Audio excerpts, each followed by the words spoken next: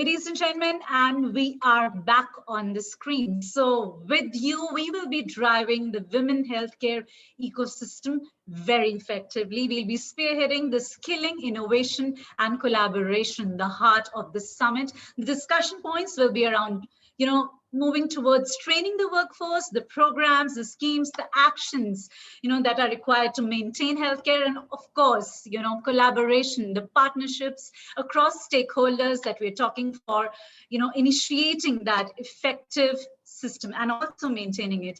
Well, ladies and gentlemen, as I said, this is going to be a one-on-one. It's going to be a dialogue. Our lovely and the very smiling moderator is just waiting backstage. We're going to give it up for Namrata Rana, the Director, Strategy and Brand Futurescape, where she'll be live in conversation with our very accomplished discussant. Well, may I say, this is the one who led Metropolis into the front lines of the COVID testing in India, apart from advising and engaging with the Indian government to plan a response for the pandemic. Her role was so and is so pivotal.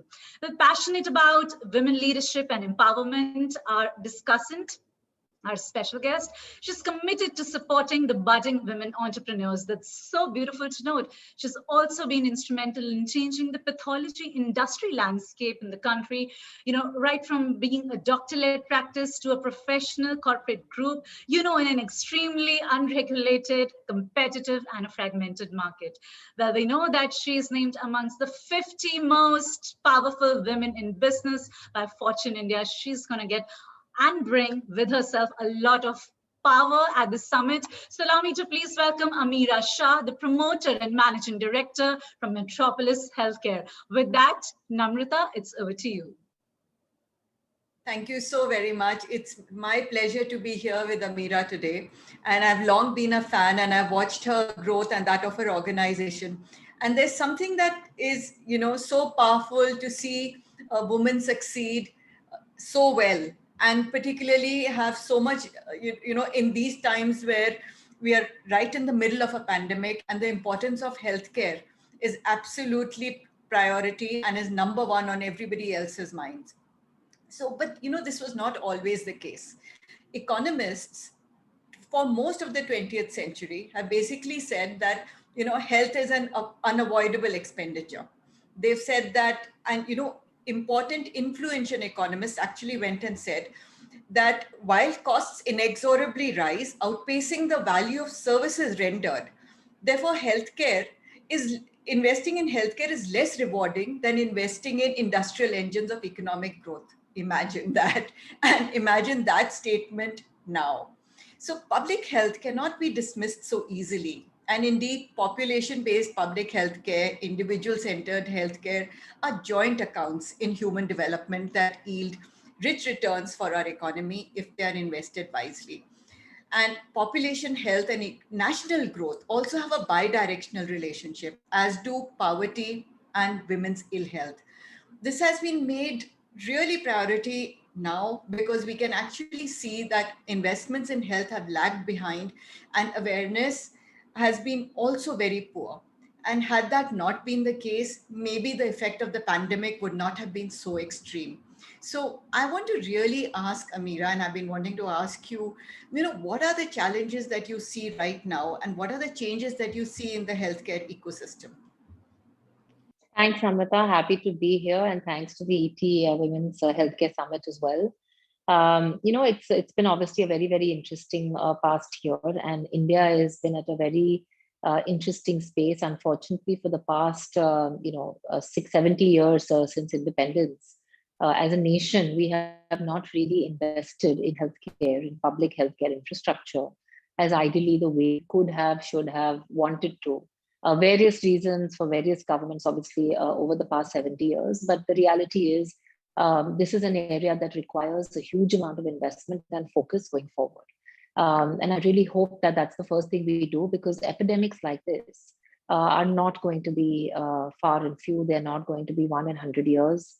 There is a chance very clearly, as we know, of these coming more often and recurring.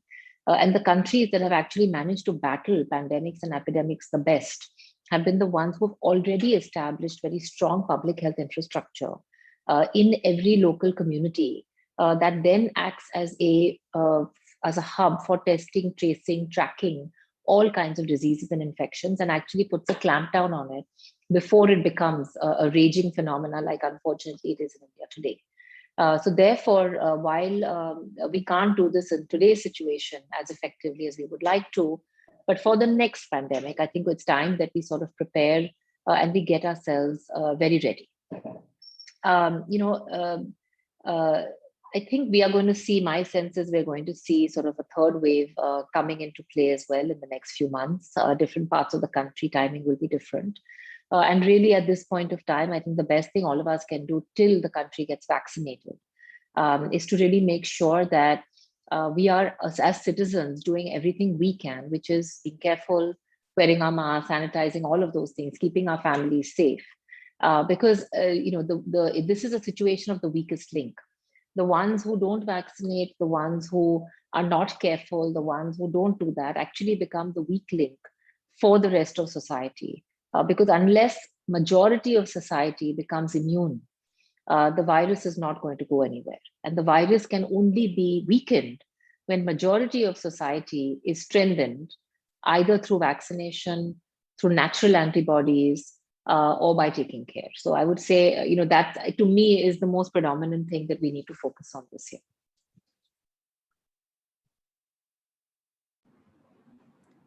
Ameera, what do you think are the big gaps in healthcare today? So while we've handled the COVID crisis, in some parts good, in some parts bad, we've also scaled up our infrastructure, we've imposed lockdowns, we've done a variety of things. But one, of course, as you rightly pointed out, the crisis has not ended. And there is still the burden of existing disease conditions, the many challenges of women's health, HIV, TB, diabetes, cardiac issues, more, and many, many more things.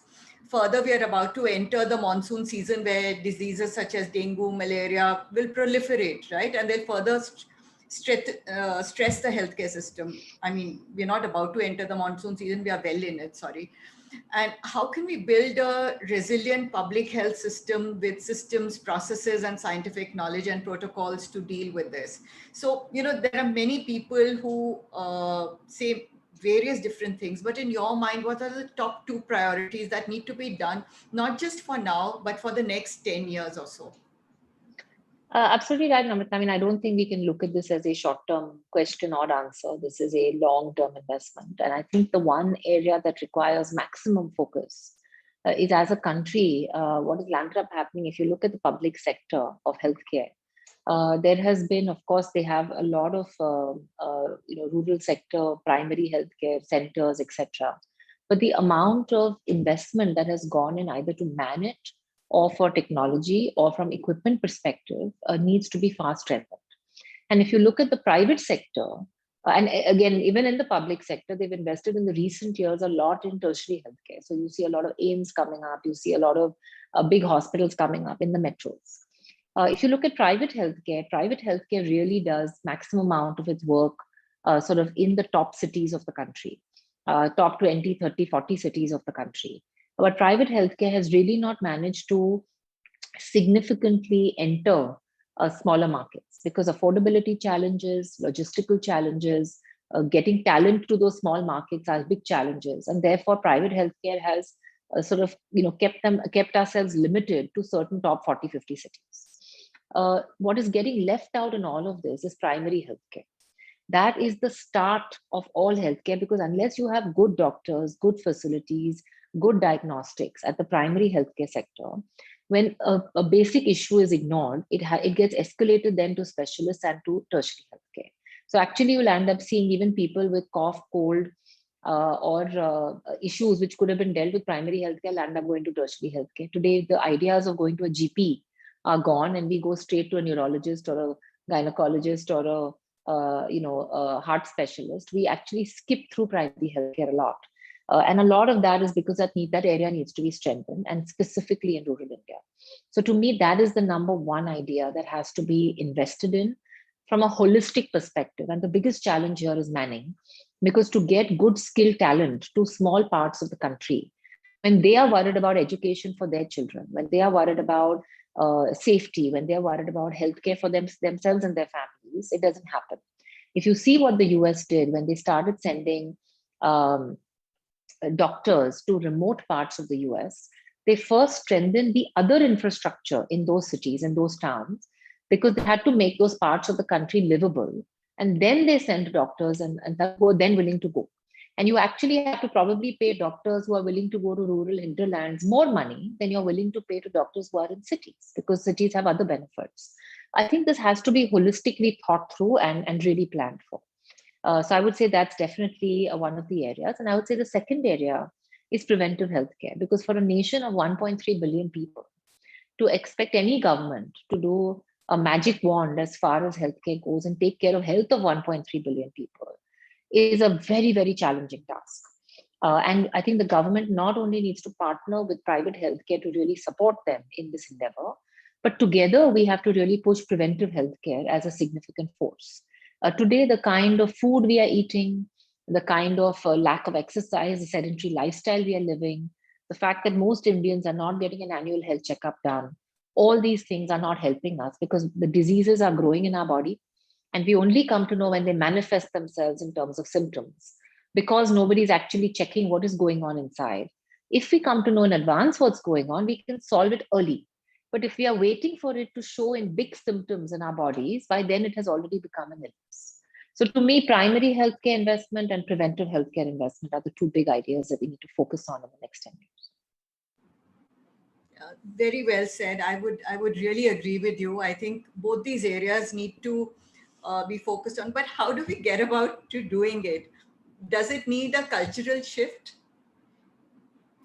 I think it's less a cultural shift. I think it's more an investment focus. Number one, there has to be enough amounts budgeted. There has to be enough bandwidth in the government sector to be able to actually invest that money, and very difficult for them to do alone, which is why I said it has to be done through public-private partnerships. There is huge private talent all across the country, private talent which has got unutilized capacity. If the government starts to work even more closely with the private sector, I think we can see a phenomenal transformation all across the country, because the talent exists.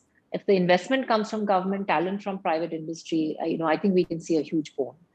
So that's definitely one. And I think in terms of changing behaviors, when you say a cultural shift, often I've seen cultural shifts don't happen through education alone. Education is a very important part, but it's also about incentivizing behaviors and actions.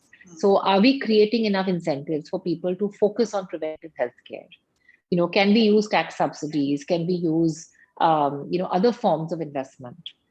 Whether they can be in some cases incentives, in some cases deterrents. We have to think about what works better. But you have to motivate people to take actions in a certain direction for the preventive healthcare. And like I said, investment plus private partnership for primary health. There's also a huge challenge in terms of, while you said that public-private partnership will certainly help, and there's talent available in the private sector, there is still a paucity of people. So while we, if healthcare really needs to scale up, we need more people. We need skilled nurses, epidemiologists, physiotherapists, frontline workers, technical staff, and there's also an urgent need to build capacity in frontline workers to actually change with the times, right?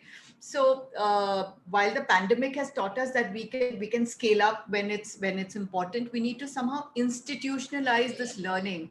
That while doctors have a constant process of learning, we actually need to imbibe that within the people who are at the front line of fighting the various healthcare challenges that we face. Would you agree? No, I would fully agree. I mean, skilling is not a one-time job; it's a continuous process, and it's true. It's true for any career, but even more so for medicine, because things are changing so much every day in science. But it all starts from the root of how medical education is run today. And unfortunately, if you see for the last many years, the number of people entering the medical field are only decreasing, and therefore the number of people coming out of the system are less. We are not having enough manpower who wants to choose science and medicine as a subject that they want to make into their career. And we've got to understand why. And there are some very clear reasons why this is happening. It starts with how challenging the medical education programs are to get into.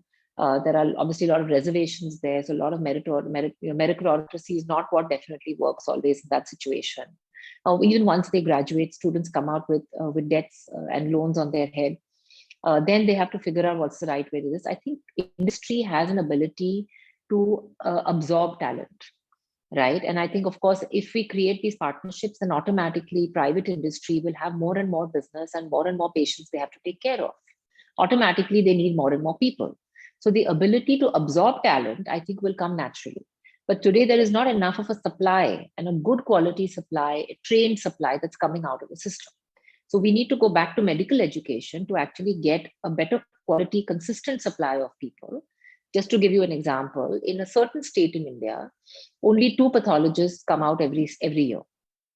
And in another state in India, 30 or 50 pathologists come out in India. It depends on the number of pathology seats in every state, but it's not consistent, right? So if you happen to be in the state where only 2 or 3 pathologists come out, imagine the cost of the pathologists and imagine the lack of supply. So these are very basic things which we need to solve for a consistent supply of manpower. How do we create skilling that makes that manpower actually practically useful when they come out? Because if we only teach them theory and they don't learn practical, then actually we often have to train medical graduates for a year before we can actually put them on the job, because they need practical training. And then, like you said, coming to the frontline workers, can we institute a program where, for example, every doctor, every nurse, every frontline worker has to do a certain number of continuing medical education programs, which in turn gives them certain points every year, which is useful to retaining their certification, or they get certain benefits if they do it. Again, either incentive or deterrent. But today what we have not done is we have not created those action points for behaviors that we want, right? Because actually this needs to be thought through slightly more holistically in a policy as to what India needs, and we need to create a healthcare blueprint for what the healthcare industry needs to look like 5 to 10 years from now, and then have a consistent way to work towards it. That's so interesting because, healthcare is something that, in terms of policy, it always seems to me that there's a knee-jerk reaction to something that happens. So if we have a blueprint or if we have a vision for the future on what we want to create, maybe we can work backwards. And it's absolutely critical if we are to meet the sustainable development goals of good health and wellness, and also maternal health and childcare. In your conversation with me, you mentioned incentivization twice, where you talk about incentivizing healthcare workers to learn more. You also talked about incentivizing consumers and regular people to actually look after their health better. So is this a core philosophy of yours? Do you apply that in your organization as well? And if so, could you just give us some examples? See, I think consumer behaviors don't change overnight.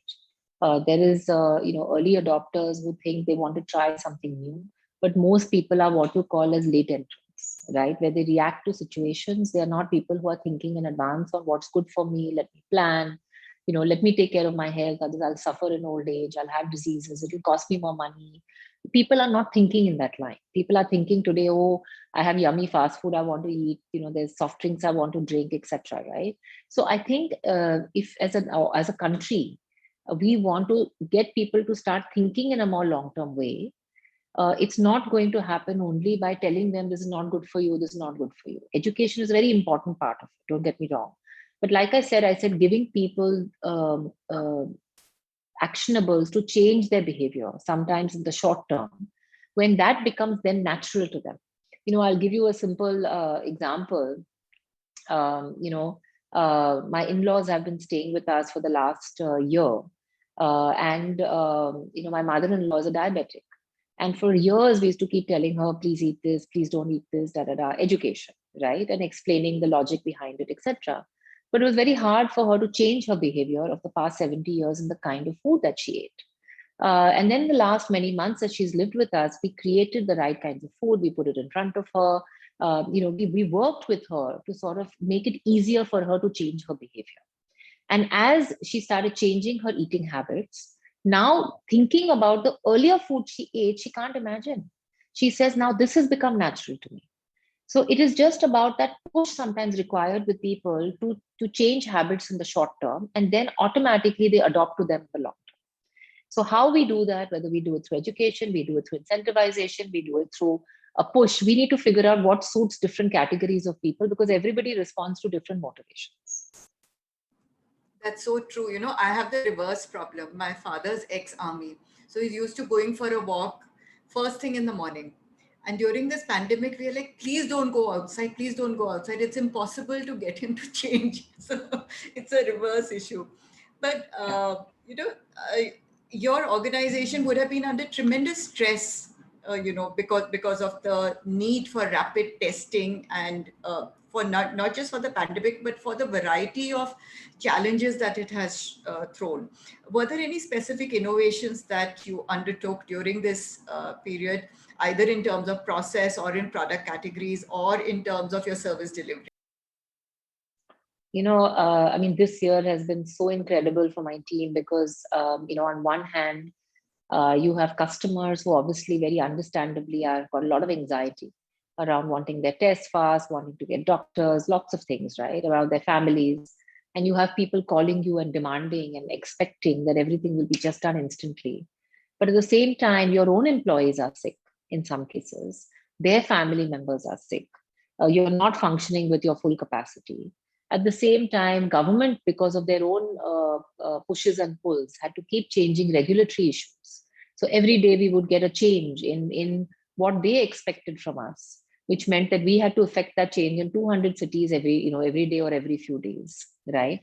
At the same time, you have supply chain that wasn't working functionally. So you weren't always getting equipments on time, you weren't getting chemicals on time.